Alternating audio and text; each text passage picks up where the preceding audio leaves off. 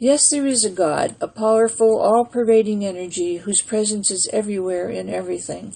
It is an energy field filled with thoughts so potent that they are dangerous in the wrong hands and used for the wrong purpose.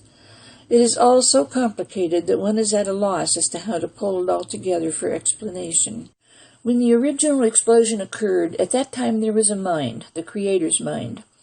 The excitement of the explosion, the sheer awe and wonder of this mind, this first thinking being, with a body of energy for a form, was what caused the creation of everything, and the tiny little central core that caused it all is still there. This is very difficult for us on the earth plane to grasp.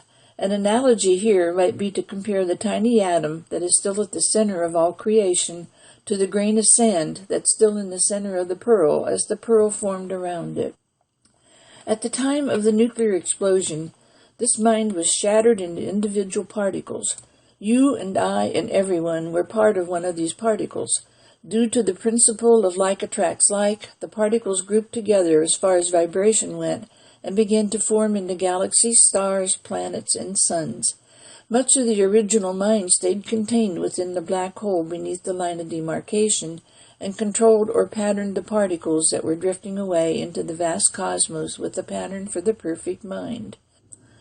The principle of like attracts like had come into play, and the galaxies, stars, suns, and planets were being formed. At the same time, the part of the spirit mind that was caught and swirling around in this process was given birth as the mind of our Oversoul. This was when Michael, our Creator God, was born. He watched as our galaxy, the Milky Way as we call it, came into being. He, as the Oversoul of our galaxy, will use it to gain his own spiritual growth. When Michael, our Creator God, was born, his mind came into being as a thinking entity. This mind was unpoisoned and uncluttered because there was nothing to poison or clutter it. Everything was absolutely pure and clean. Therefore, this mind followed absolute perfection as far as reaction to scientific circumstances. It is still so. The human mind, on the other hand, is subject to poison and clutter from the first moments of birth on. This is due to evolution. Creation will always be pure, evolution will always be impure. Even though evolution is a scientific reaction to circumstances also, it is subject to influence. Pure creation is not subject to influence by others. Remember this at all times.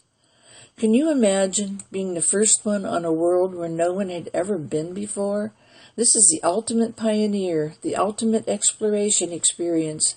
This mind did not know anything other than feeling good and being happy and joyous.